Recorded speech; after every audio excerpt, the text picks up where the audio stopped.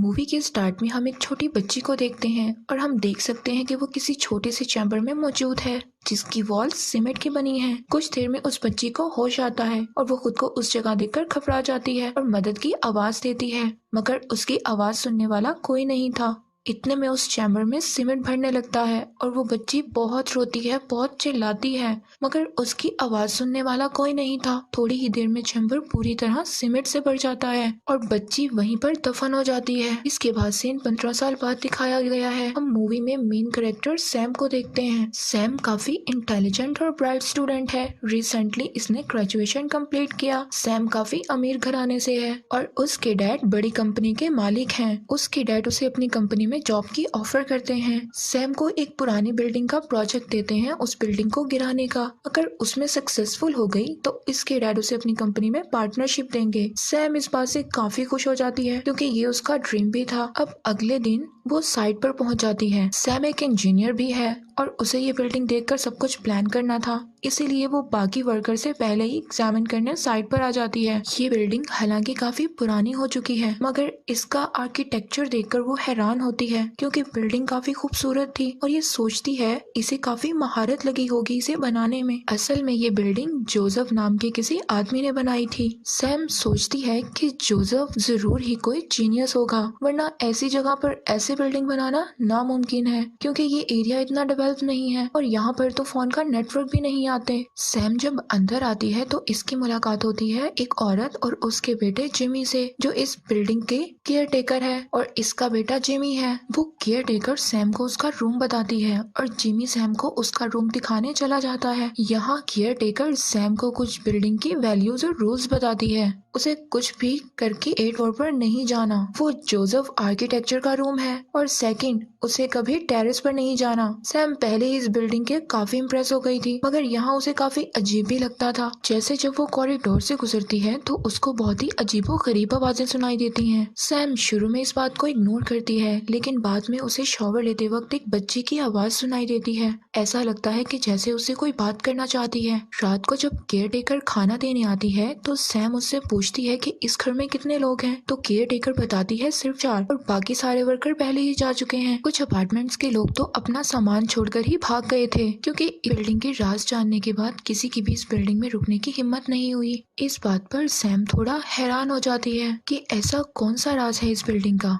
तो अब जबकि बिल्डिंग टूटने वाली है तो इस बात से क्या फर्क पड़ता है। सैम चुपचाप खाना खाती है और सो जाती है और फिर अगले दिन वो अपना काम शुरू करती है। सैम को बिल्डिंग के कुछ ऐसे पॉइंट्स को ढूंढना था कि बिल्डिंग खुद ब खुद प्लास से गिर जाए, लेकिन सैम जब बिल्डिंग की मेजरमेंट करती है तो उसे बिल्डिंग के डिजाइन में कुछ प्रॉब्लम्स नजर आती हैं। यहाँ पर दीवार के बीच में 16 फीट का फासला कम आ रहा था। सैम ऊपर जाती है टेरेस पर चेक करने के लिए। इसे उतना जवाब तो नहीं मिलता, लेकिन केयर टेकर के बेटे जिमी की सीक्रेट्स ठिकाना मिल जाता है। अब इसे पता चल जाता है जिमी इसलिए इसे ऊपर जाने से मना करता है। इसके बाद सैम एक शॉप पर जाती है और इंटरनेट से इस बिल्डिंग के बारे में कुछ मालूमात लेती है कि फिर उसे इस बिल्डिंग की एक डार्क हिस्ट्री के बारे में पता चलता है। उसे पता चलता है कि 1993 में इस बिल्डिंग से 16 लोगों की लाशें मिली थी और इसमें से एक इस बिल्डिंग का मालिक जोसेफ भी था और इसका मानना था कि इन सब के पीछे एक फैक्ट्री वर्कर का हाथ है। उसका बैकग्राउंड क्रिमिनल था, लेकिन वो वर्कर पुलिस को अब तक नहीं मिला। ऐसे ही ये केस भी कभी सॉल्व नहीं हुआ। ये सब पता लगने के बाद सैम काफी शॉक्ड हो जाती है और अब उसे उस केयर टेकर की बातें भी समझ आ जाती हैं कि वो अब अपने घर जाने लगती है। रास्ते में उसे जिमी मिलता है, वो डॉग के साथ खड़ा होता है। सैम जिमी से पूछती है कि उसने झूठ क्यों बोला कि जोसेफ जिंदा है और छत पर भी जाने से मना किया। इसके बाद जिमी सैम को उस रात छत पर जाने का प्रॉमिस करता है, बट रात को अपनी मॉम के सो जाने के बाद। असल में वो केयर टेकर अपने बेटे जिमी को सैम से दूर रहने का कहती है और वो नहीं चाहती कि जिमी सैम से मिले, मगर जिमी को सैम अच्छी लगती है। दूसरी तरफ जब सैम बिल्डिंग पर मार्किंग कर रही होती है तभी अचानक एक आदमी उसकी तरफ आता है। ये आदमी भी उसी बिल्डिंग में रहता है क्योंकि इसके पास कोई और जगह नहीं है। ये बिल्डिंग का सेकंड एंड था। अब सैम के आने के बाद उसे पता चल जाता है कि अब उसे जाना है, इसलिए वो काफी अपसेट होता है। इसके बाद सैम जाती है उस बिल्डिंग के थर्ड और लास्ट एंड के पास। उसे वहाँ पर बहुत सी बुक्स दिखाई देती हैं जो कि सारी जोसेफ की थी, आर्किटेक्चर से रिलेटेड थी। सैम को उनमें से एक बुक मिलती है, प्रिमिटिव बिलीफ इन आर्किटेक्चर। वो बुक काफी इंटरेस्टिंग लग रही होती है, इसलिए सैम उस बुक को अपने पास रख लेती है।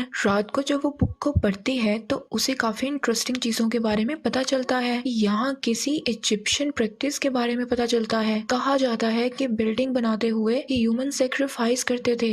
वो मानते थे कि इससे बिल्डिंग स्ट्रॉन्ग बनती है। इसके बाद जिमी डोर को नॉक करता है। वो उसे जोसेफ के अपार्टमेंट में लेने आया था और वो चलते चलते उसे बिल्डिंग की हिस्ट्री के बारे में बताने लगता है, लेकिन डिटेल्स में नहीं। पता चलता है कि जोसेफ पैसे के लिए नहीं बल्कि पैशन के लिए काम करता था। वो इतना सिक्रेटिव था, लेकिन किसी को नहीं पता था कि वो कैसा दिखता है। लेकिन जब एक एक करके लोग मिसिंग होने लगे तो सबका शक उस वर्कर पर गया। सबको लगता था कि उसने बिल्डिंग में सीक्रेट पार्ट्स बनाए हैं, जिसकी वजह से उसे निकाल दिया गया। और उनको लगता था कि लोगों के घर में रेज मिरर लगाए गए हैं जिससे वो सब कुछ देख सकता है। और फिर पुलिस को बुलाया जाता है उसे अरेस्ट करने के लिए, लेकिन पुलिस के आने से पहले ही वो गायब हो गया था। किसी को कुछ पता नहीं चल रहा था कि लोग कहाँ गायब हो रहे हैं। फिर उस वर्कर ने एक गलती कर दी। अब उसका शिकार बनी थी एक बच्ची। नेक्स्ट डे जब पुलिस आई तो उनका रास्ता उस बच्ची को डॉग ने दिखाया और उसी वॉल के आगे भौंकना शुरू कर दिया। फिर उसी दीवार से उस बच्ची की लाश मिली थी और उस बच्ची के साथ बाकी 15 लोगों की लाशें भी वहीं से मिली और उसी में से एक लाश जोसेफ की भी थी। उसकी शक्ल काफी खराब हो चुकी थी, तो इसी उसमें केयर टेकर ने उसे आइडेंटिटी किया और इसके हस्बैंड यानी कि जिमी के डैड की लाश भी वहीं से मिली थी। इसके बाद से लोग भागने लगे और बात करते करते जिमी और सैम जोसेफ के अपार्टमेंट में चले जाते हैं। यहाँ कुछ भी नहीं था क्योंकि जोसेफ फर्नीचर यूज नहीं करता था। अंधेरे कमरे में सैम इधर उधर घूमने लगती है। फिर इसी दीवार पर जोसेफ की एक पिक्चर दिखाई देती है। तब जिमी मजाक करता है कि जोसेफ की स्पिरिट अभी भी इस घर में घूमती रहती है, इसीलिए तो इसने कहा था कि वो अभी भी यहाँ पर है। मगर सैम नहीं डरती। अगले ही लम्हे उसे एक ब्लैक शैडो दिखाई देता है। डर की वजह से वो दूसरी तरफ भागती है और जिमी से अलग हो जाती है। सैम को फिर से किसी छोटी बच्ची की आवाज सुनाई देती है जो कि उसे बुला रही थी और एक सॉन्ग भी गा रही थी।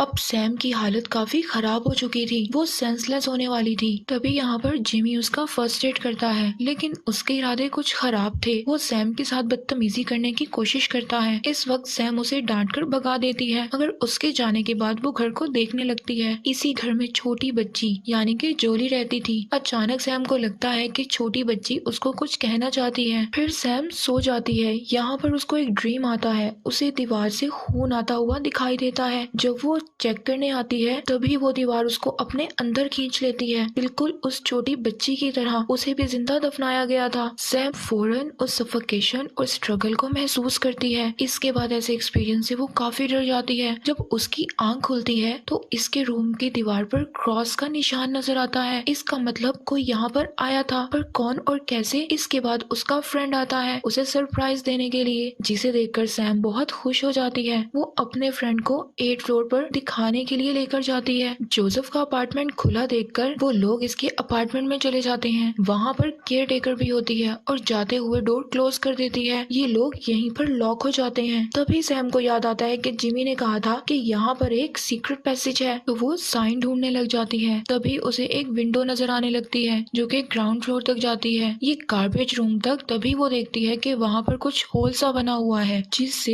हर अपार्टमेंट का बाथरूम विजिबल है उसका। तभी वो समझ आती है उस दिन जो उसने विस्परिंग सुनी थी वो जिमी की थी, तो वो जिमी का ही काम था, वही उस पर नजर रख रहा था। यानी यहाँ से कल रात भी उसे डराने का प्लान जिमी का ही था और इसका साथ वो लंबा सा आदमी होगा और वो सैम को यहाँ से भगाना चाहते हैं जिससे ये बिल्डिंग ना टूटे। इसके बाद वो आदमी यानी वर्कर को बुलाती है और कुछ हद तक वो मान भी जाता है और सैम केयर टेकर के पास जिमी की कंप्लेन करती है। फिर रात को देखते हैं कि सैम और उसका फ्रेंड एक साथ होते हैं, जिसे जिमी देखता है और जेलस फील करता है। नेक्स्ट मॉर्निंग उन्हें जिमी का डॉग मरा हुआ मिलता है। उसका फ्रेंड जाना चाहता था, तभी सैम जल्दी से रिपोर्ट तैयार करती है उसका दिल नहीं मान रहा था और वो जानना चाहती थी कि इस घर में और भी सीक्रेट्स हैं। और फिर जिमी आता है उसे सॉरी बोलने और उसे डायरी भी गिफ्ट करता है जोसेफ की। इससे सैम को उसकी असली स्ट्रक्चर का पता चलता है और जिन बातों का जवाब नहीं था अब उस डायरी से शायद मिल गया था। इस डायरी के अकॉर्डिंग इस बिल्डिंग के दरमियान एक ह्यूज सर्कल है और अगर इसकी नॉलेज ठीक है तो इसी गार्बेज रूम के पीछे है। जोसेफ इजिप्शियन आर्किटेक्चर से काफी इंस्पायर था और वो बिल्डिंग को पिरामिड्स की तरह बनाना चाहता था। इटर्नल टॉप फ्लोर पर जहाँ पर 16 लाशें मिली थी, बेसमेंट में एक और रूम तो जरूर होगा, द किंगडम, वो भी वो रूम जहाँ पर सनलाइट डायरेक्ट रिफ्लेक्ट करती हो। इतनी प्लानिंग, इतनी महारत किसी मामूली फैक्ट्री वर्कर के लिए पॉसिबल नहीं है। अब किसी को समझने में ये प्रॉब्लम नहीं थी कि ये सारी प्लानिंग जोसेफ की है। अब वक्त है उसके लास्ट प्लान को देखने का। सैम ग्राउंड फ्लोर से ढूंढने लग जाती है और जिमी ऊपर जाता है किसी सीक्रेट पैसेज को फाइंड करने के लिए। फिर वो काफी देर नहीं आता तो सैम अपने फ्रेंड के साथ उसे ढूंढने निकल जाती है और उसी टेरेस पर सोलर पैनल के नीचे एक लंबा सा होल दिखाई देता है और यही वो जगह है जो लोग ढूंढ रहे थे,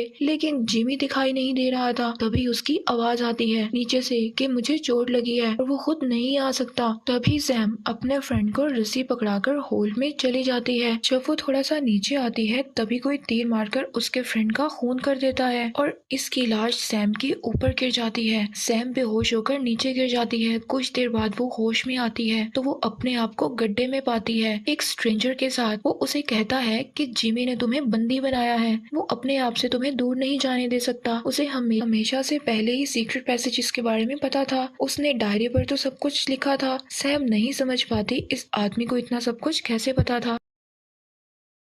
तभी वो आदमी अपनी आइडेंटिटी कराता है। ये वो आदमी है जोसेफ, यानी कि इस बिल्डिंग का मालिक। इन्होंने ही 16 लोगों को सेक्रीफाइस किया है, इस बिल्डिंग को अनब्रेकेबल बनाया है, यानी कि इटर्नल बनाया है, किसी को पता ना चले सिवाय उस केयर टेकर के। इसलिए उसने अपने हस्बैंड का बदला लेने के लिए जोसेफ को अपने घर में ही कैद कर लिया, एक ऐसी जगह जहाँ पर उसका निकलना इम्पॉसिबल है। शायद इसीलिए वो किसी को टेरेस पर आने नहीं देती थी। पुलिस के सामने इसने अपने हस्बैंड की लाश को जोसेफ का नाम दे दिया और खुद अपने तरीके से जोसेफ को सजा देने लगी थी। उसे लगा था कि जैसे इस बिल्डिंग को डिस्ट्रॉय किया जाएगा तो जोसेफ का राज भी खत्म हो जाएगा, मगर बीच में जिमी ने गड़बड़ कर दी। ये सब सुनने के बाद सैम को कुछ समझ नहीं आ रहा था। फाइनली सैम एक प्लान बनाती है। उसे पता चलता है कि उसके पीछे गार्बेज रूम है जिसे तोड़ा जा सकता है। वो जिमी को उसके अगेंस्ट यूज करती है। तभी वो जिमी को कहती है कि उसके पाँव में इंजरी हुई है, उसे मेडिसिन की जरूरत है जो कि उसके रूम में नहीं है।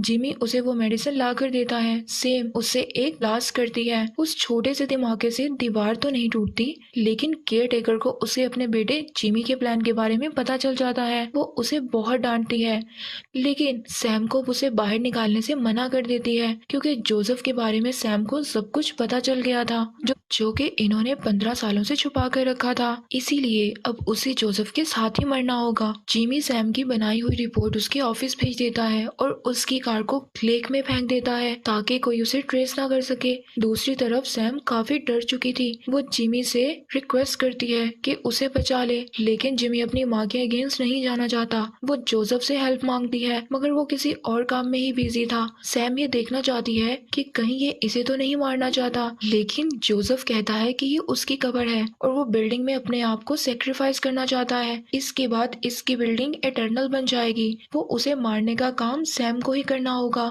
वो उसे गुस्सा दिलाता है और आखिरकार सैम उसको मार देती है। इसके बाद जोसेफ एक बटन प्रेस करता है जिससे इसकी कब्र में सीमेंट फिल होने लगता है। उसने पहले ही सब कुछ प्लान किया होता है। इधर सैम के डैड अपने लोगों को लेकर आ गए थे। सैम को बताए हुए पार्ट्स पर बॉम्ब लगाए जाते हैं। सारी प्रिपरेशन हो जाती है और फाइनली बिल्डिंग को गिराने का काम कंप्लीट हो जाता है। वो सब लोगों को बाहर निकाल लेते हैं। जिमी कश्मकश में था कि वो ऐसे कैसे सैम को मरने दे सकता है। अचानक से ही बिल्डिंग में जाता है और वहाँ पर सीधा टेरेस पर चला जाता है। सैम नीचे गड्ढे में बेहोश पड़ी होती है। उसके मुंह से सैम का नाम सुनकर सभी उसके पीछे जाते हैं क्योंकि केयर टेकर ने उन्हें कहा था कि सैम जा चुकी है और उन्होंने यकीन भी किया था। इसके बाद सैम को रेस्क्यू कर लिया जाता है।